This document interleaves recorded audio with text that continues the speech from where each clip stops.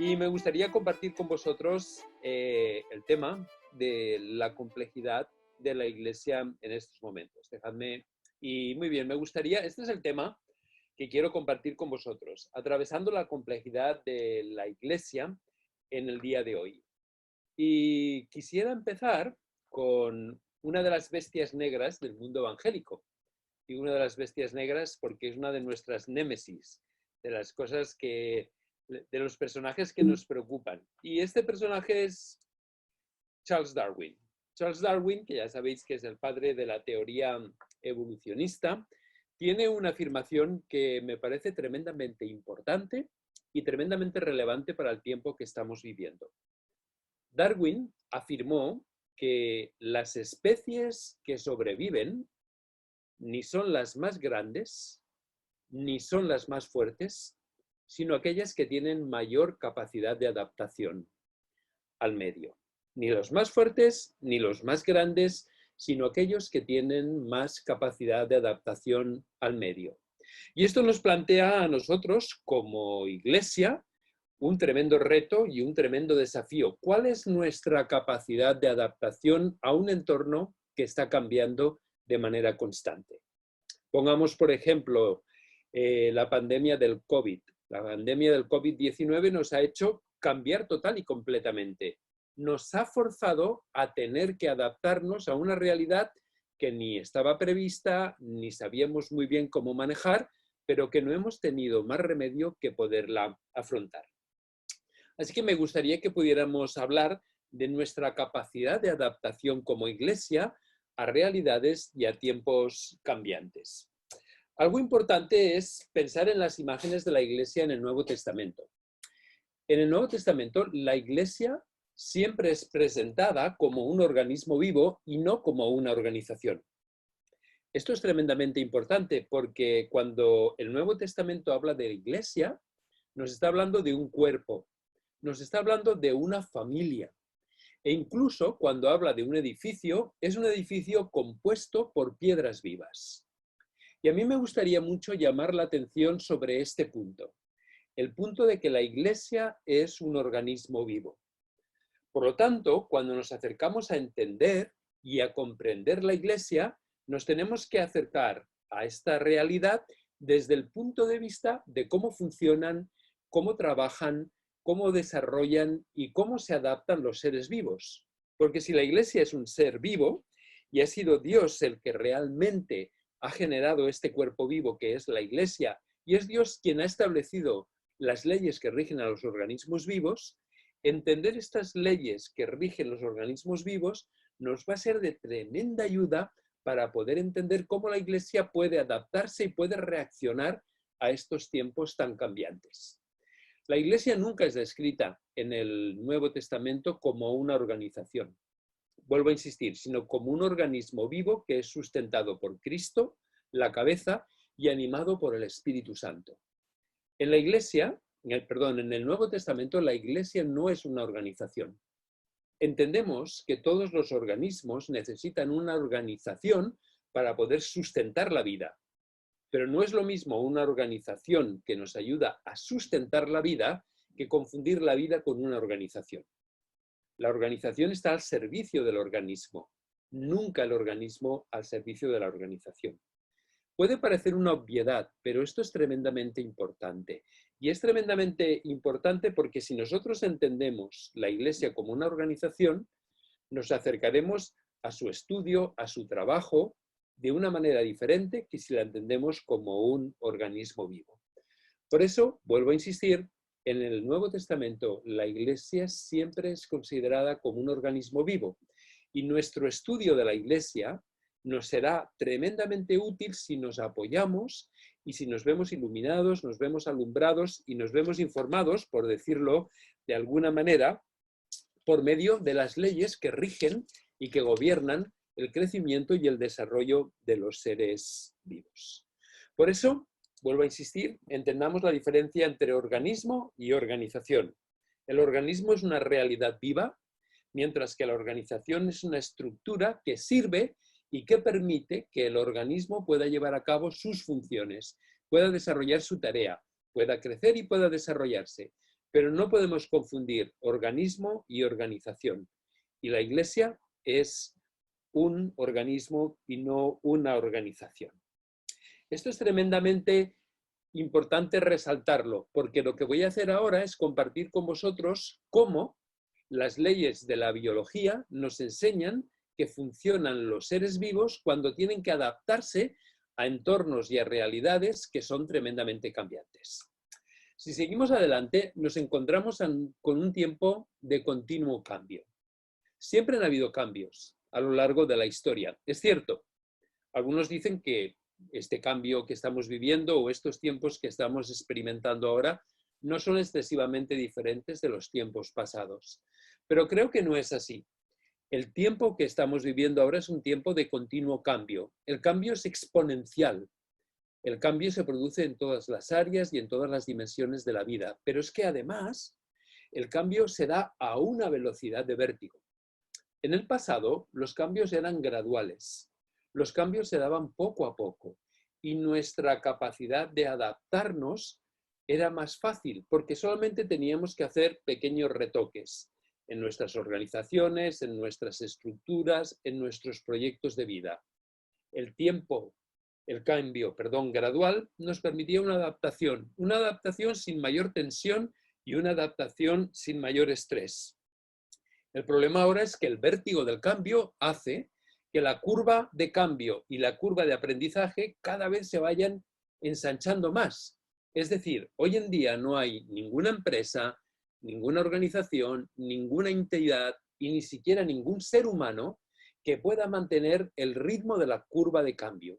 Nuestra capacidad de aprendizaje se ha visto desbordada enormemente por la rapidez de los cambios. Así que sí, es cierto que siempre han habido cambios, sin duda, siempre han habido cambios, pero nunca abarcando a todas las áreas y todas las dimensiones de la vida y nunca a una velocidad de vértigo como se está produciendo ahora.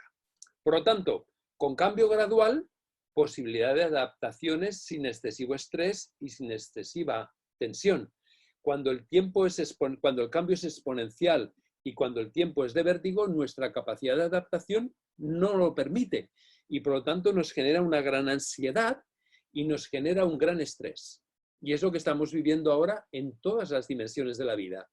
Hemos comprado una computadora nueva y tan solo una semana o un mes después ha quedado obsoleta porque los procesadores han cambiado, tienen más velocidad. Aprendemos a manejar un software y cuando lo hemos aprendido a manejar, al menos en sus aspectos básicos, inmediatamente ha salido una versión superior y tenemos que volver al aprendizaje. Y esto, como os decía antes, en todas las dimensiones de la vida. Una de las cosas que muchas personas y muchas organizaciones anhelan es el equilibrio absoluto.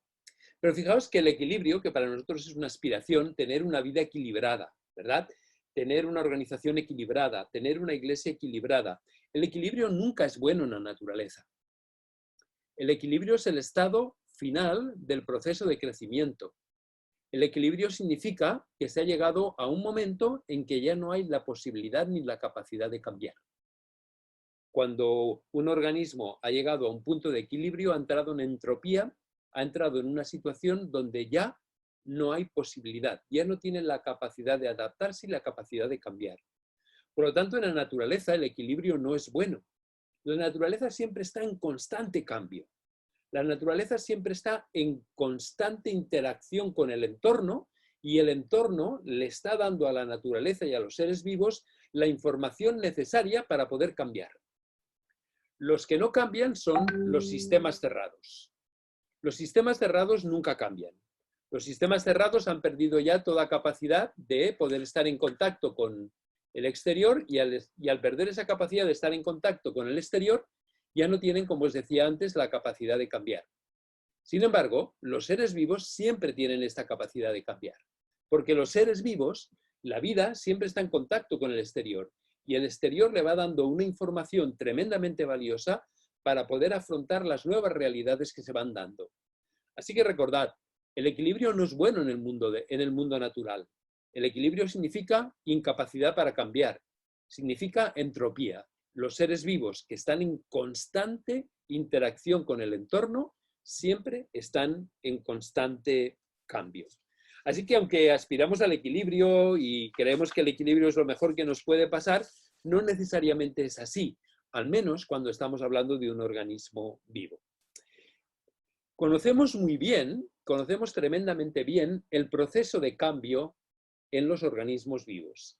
Dejadme que os explique cómo un organismo vivo se las arregla para poder cambiar y adaptarse al entorno. En primer lugar, los organismos vivos, y tú yo, tú que me escuchas y yo, somos un organismo vivo, la Iglesia es un organismo vivo, no lo olvidemos, siempre estamos en constante retroalimentación positiva. Dejadme que explique lo que significa la retroalimentación positiva en el mundo de la biología. No estamos hablando de que alguien viene y te da retroalimentación, no hablo de esto. La retroalimentación positiva significa que los seres vivos estamos constantemente escaneando nuestro entorno. Escaneamos el entorno en el que vivimos, interactuamos con el entorno en el que vivimos. Y ese entorno nos da una información. Y nosotros estamos procesando continuamente esta información con dos motivaciones. Poder detectar posibles amenazas a nuestra supervivencia o poder detectar posibles oportunidades de crecimiento. Siempre se produce de la misma manera. El organismo vivo ha sido diseñado por Dios para que pueda escanear el entorno por medio de esta retroalimentación positiva, buscando oportunidades o amenazas. Cuando se detecta una de ambas, es decir, se detecta una posibilidad de crecimiento o una amenaza, se produce una atonía. La atonía lo que significa es que este organismo vivo empieza a sentirse incómodo. Empieza a darse cuenta de que algo ha cambiado en el entorno que no se ajusta muy bien con su realidad. Y esto produce, si me permitís expresarlo así, atonía como una tensión, como una situación de tensión. Y esta situación de tensión, si persiste, lo que hace es incrementar la perturbación de ese ser vivo. Fijaos que la retroalimentación positiva escanea, recibe información. Cuando detecta una oportunidad o cuando detecta una amenaza, automáticamente envía al organismo señales, crea una atonía, crea una falta de sintonía, crea una tensión. Y si la amenaza o la oportunidad van creciendo, lo que hace es incrementar esa perturbación. ¿Para qué? Pues incrementa esa perturbación para crear la necesidad de cambio. Genera una necesidad de cambio, genera un desequilibrio. Y ese desequilibrio es el que nos lleva a cambiar. ¿Para qué? Para adaptarnos a esa oportunidad que nos puede permitir crecer, desarrollarnos mucho más o para prevenirnos y protegernos de una amenaza que puede destruirnos y puede acabar con nuestro sistema vital. Así que este es el proceso que todos los seres vivos, con las leyes que Dios ha establecido en ellos, utilizan para adaptarse al cambio, para adaptarse a los nuevos entornos y a las nuevas realidades. Retroalimentación positiva, es decir, yo estoy en intercambio con mi entorno, recibo información del entorno, busco peligros o oportunidades, si detecto algo que puede ser un peligro o una oportunidad, genero atonía, tensión, una tensión interna, si incrementa esa tensión genera perturbación, que crea una necesidad de cambio, que genera un desequilibrio y permite que el ser vivo se pueda adaptar a la nueva realidad y pueda sobrevivir en una situación de amenaza o por el contrario pueda crecer en una situación de oportunidad. Entonces, el desequilibrio es fundamental porque si no hay un desequilibrio, es decir, si no hay una tensión entre la realidad que estoy viviendo, el entorno en el que me encuentro y mi propia realidad como persona, o como ser vivo, o como organismo vivo, no voy a cambiar. Por eso es tan importante el desequilibrio. Y el desequilibrio es importante no matarlo y no cercenarlo y no, por decirlo de alguna manera, castrarlo. Porque el desequilibrio es fundamental para que nosotros podamos cambiar. Algunos dicen, si la realidad no concuerda con nuestra teoría, cambiemos la realidad. No, pero no podemos cambiar la realidad. Lo que tenemos que hacer es adaptarnos a esta realidad. Ahora bien, fijaos que lo que yo estaba hablando hasta ahora es, la Iglesia es un organismo vivo Darwin nos decía que los que sobreviven no son los más fuertes, no son los más numerosos, no son los más potentes, sino aquellos que tienen la mayor capacidad de adaptación. Os comentaba que en el Nuevo Testamento la Iglesia siempre es vista como un organismo vivo y por lo tanto nos hemos de acercar a ella y nos hemos de acercar a su estudio desde las dinámicas, no de una organización estática, sino de un organismo vivo, cambiante y en constante crecimiento. Hemos hablado que en el Nuevo Testamento la Iglesia es definida como una familia, como un cuerpo, como una nación y que cuando se habla de un edificio es un edificio formado por piedras vivas. Os hablaba también de la diferencia entre organismo y organización. El organismo es el producto vital, la organización es la estructura que permite el desarrollo de ese proyecto vital, pero no podemos confundir una cosa con la otra. Hemos estado hablando también de equilibrio y cambio, y el equilibrio, que parece ser la aspiración a la que todos tenemos, no es bueno nunca en el entorno de los seres vivos, porque el equilibrio significa la incapacidad para cambiar, implica la entropía, mientras que los seres vivos que constantemente interactúan con su entorno están en una constante posibilidad de cambiar, de crecer y de adaptarse a las nuevas realidades. Pero me gustaría ahora enfatizar este punto que aparece aquí, que se llama el mecanismo de autorreferencia. ¿Qué quiere decir el mecanismo de autorreferencia? Lo que quiere decir el mecanismo de autorreferencia es lo siguiente: cuando un ser vivo, con esta interacción que ha tenido con el medio ambiente, ha detectado esta oportunidad o ha detectado este peligro, lo que hace es adaptarse a esta nueva realidad. Pero para adaptarse a esta nueva realidad utiliza lo que se llama el mecanismo de autorreferencia. Y el mecanismo de autorreferencia quiere decir que ese organismo vivo mantiene su ADN intacto. Y este ADN permanece intacto, aunque en su exterior, aparentemente, ese organismo vivo sea total y completamente diferente. Es decir, para un observador externo, uno podría decir, se trata de un organismo totalmente diferente. No, no lo es. Es diferente en su exterior, en su expresión, pero su ADN se mantiene total y completamente intacto, porque este mecanismo de autorreferencia es lo que permite que el organismo vivo pueda mantener su identidad y no perder su identidad en este proceso de cambio y de adaptación a un nuevo entorno y a un nuevo ambiente. Bien, os quería explicar esto y algunos me estaríais diciendo o estaréis pensando, bueno, ¿y todo esto qué tiene que ver con la Iglesia? Pues creo que tiene mucho que ver con la Iglesia, porque la Iglesia hoy en día, en estos momentos, se encuentra en un entorno completamente diferente, total y absolutamente diferente. Un entorno que puede ser una gran oportunidad para la Iglesia o por el contrario puede ser una gran amenaza para la Iglesia. Depende de cómo nosotros tengamos la capacidad de adaptarnos. Y para podernos adaptar necesitamos ese mecanismo de autorreferencia. Y para podernos adaptar y tener claro nuestro mecanismo de autorreferencia, necesitamos con total y absoluta claridad identificar y definir cuál es nuestro ADN. Estamos viviendo en un mundo que se llama VUCA. El entorno ha sido descrito por los sociólogos, ha sido descrito por los economistas y por los estudiosos de la cultura como un entorno VUCA.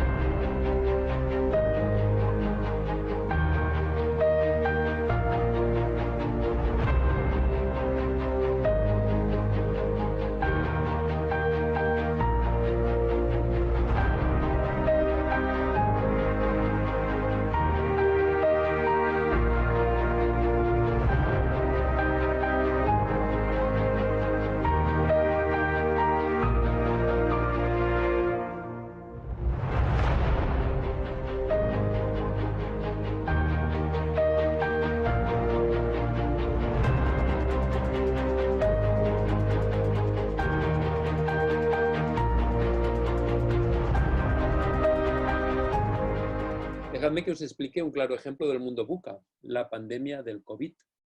La pandemia nos ha cambiado completamente. Es un entorno VUCA perfecto. Volatilidad, los cambios se están dando constantemente. Nosotros no vamos por delante de la pandemia, simplemente somos reactivos con respecto a la pandemia. La pandemia ha traído un montón de incertidumbre, de incerteza. No sabemos cómo va a evolucionar no solamente la cuestión de la salud, tampoco sabemos cómo va a evolucionar la economía, qué va a pasar a nivel social, qué va a pasar a nivel político. Ninguno de nosotros tenía prevista esta pandemia. Ninguno en las planificaciones que tenían las empresas, los gobiernos y las organizaciones lo tenían previsto. Es un mundo tremendamente complejo. Nos ha enseñado la pandemia del COVID, la complejidad del mundo en el que vivimos, cómo todo está totalmente interconectado e interrelacionado. Porque lo que sucede en un país afecta a otros países. Lo que sucede en un país tiene implicaciones no solamente para el propio país, sino a nivel mundial. Y un sector de la economía se ve afectado por otros sectores de la economía. La Iglesia se ha visto afectada por la pandemia. Los gobiernos nos han prohibido, por cuestiones sanitarias, de no podernos reunir o reunirnos con muchas limitaciones. Es decir, hay una complejidad total. El mundo de hoy es tremendamente complejo. La causa y efecto que antes en el pasado podíamos entender perfectamente, ahora ya no sucede. Y finalmente la ambigüedad. Desde los que niegan la pandemia hasta los que no saben exactamente cómo manejarla, no tenemos una clara comprensión de todo el fenómeno de la pandemia. Este es un mundo VUCA. Y en este mundo VUCA, la Iglesia tiene la responsabilidad de poder continuar. Y si la Iglesia quiere sobrevivir, la Iglesia tendrá que adaptarse. Y para que la Iglesia pueda adaptarse, sin perder su identidad, tendrá que definir muy claramente cuál es su ADN.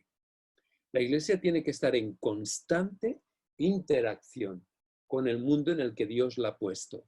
Y de esta interacción con el mundo, lo que estábamos hablando antes de la retroalimentación positiva, nosotros tenemos que detectar oportunidades y amenazas. Y estas oportunidades y amenazas generan en la Iglesia una atonía y generan una perturbación creciente que nos lleva al desequilibrio para poder afrontar esas amenazas o poder afrontar esas oportunidades. Pero para adaptarnos y para cambiar, dos palabras que parece que sean tabús y que dan horror muchas veces en los contextos de nuestras iglesias, necesitamos tener claro nuestro ADN. Ahora, es mi convicción que muchas de las iglesias no tienen definido cuál es su ADN. ¿Qué es el ADN de la Iglesia? Creo que la COVID nos ha enseñado que el ADN de la Iglesia no son los templos. Podemos vivir sin templos. Nos hemos visto obligados a vivir sin templos.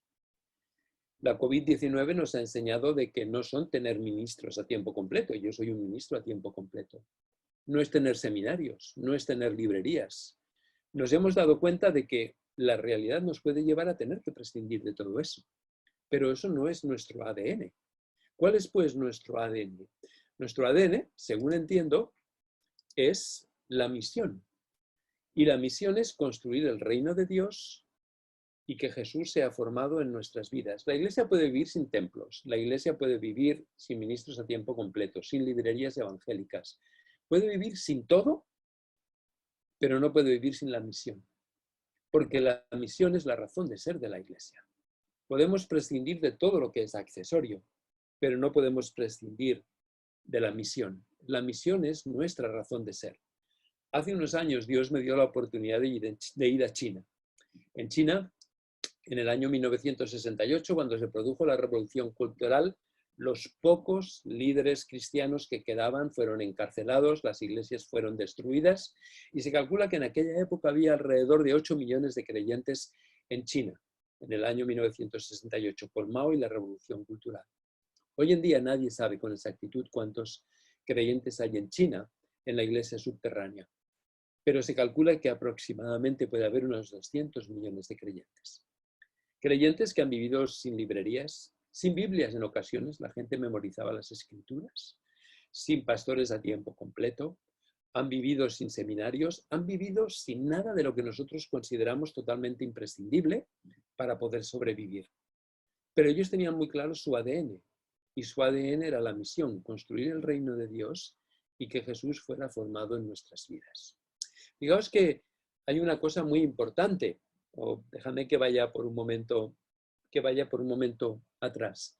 Si nosotros definimos nuestro ADN por nuestros programas, definimos nuestro ADN por nuestras estrategias, por nuestros materiales, por nuestros edificios o por nuestras denominaciones, puede ser que esto, que ayer es lo que nos permitió sobrevivir en el mundo, hoy en día sea el principal obstáculo para poder adaptarnos y para poder aprovechar las oportunidades y defendernos de los peligros en el futuro.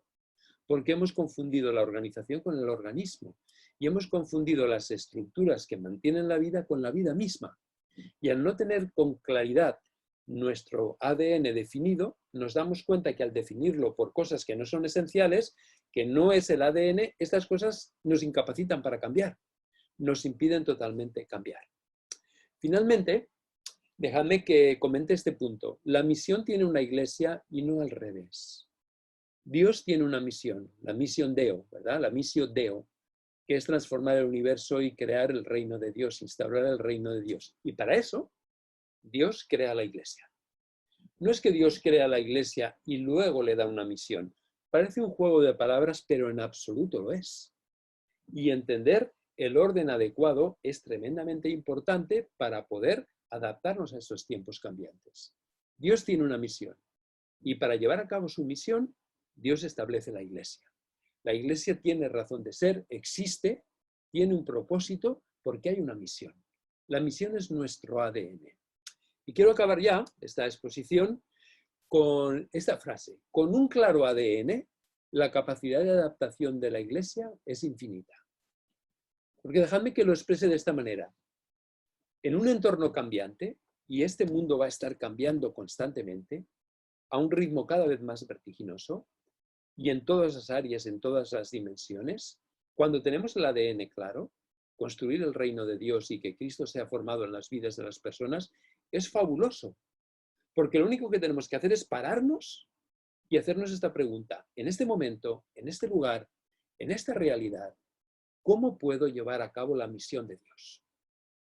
Y cuando tengo el ADN claro, puedo discernir lo que tengo que dejar de lado, lo que tengo que incorporar y lo que tengo que mantener. Porque el ADN es mi referencia para poder adaptarme sin perder mi identidad. Pero si no tengo el ADN claro, me voy a encontrar cada vez más desorientado, cada vez más incapaz de adaptarme a un mundo y a su vertiginoso cambio. Por eso quiero insistir tremendamente. Cuando vino la pandemia, yo no me sentí desorientado. Mi trabajo fundamentalmente siempre ha sido un trabajo presencial, a través del acompañamiento, a través del coaching, a través de la formación. Pero al tener mi ADN claro, lo único que tuve que preguntarme es, muy bien, nueva realidad, nuevas circunstancias, ¿cómo puedo llevar a cabo ahora mi misión? Y automáticamente me pude transformar y me pude adaptar, como lo estamos haciendo ahora, ¿verdad? Ahora todo mi coaching, todo mi acompañamiento, toda mi formación, todos los procesos de liderazgo, los hago en línea. ¿Ha cambiado mi ADN? En absoluto. Lo que ha cambiado es la manifestación externa de ese ADN, pero mi ADN permanece incólume. Por eso creo que es tan importante que la Iglesia pueda definir su ADN, porque este ADN nos va a dar la capacidad, como de todo organismo vivo, de podernos adaptar a un entorno cambiante y a un entorno que va a ser cada vez más desafiante y cada vez va a ser más exigente.